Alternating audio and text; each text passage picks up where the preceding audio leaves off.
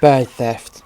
A seagull's brazen theft, so slight, so vile, it lands upon me, sparks my inner bile, with stolen burger grasped within its beak. This winged bandit shows no shame, so cheek.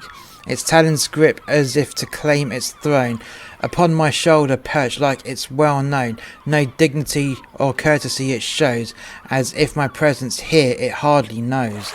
I curse the seagull's audacity to rob me of my meal and sit on me with glee. In anger I must shoo it far away, for such intrusion there's a price to pay. Though feathers ruffle and my meals in flight, I'll stand my ground and chase the seagull's spite.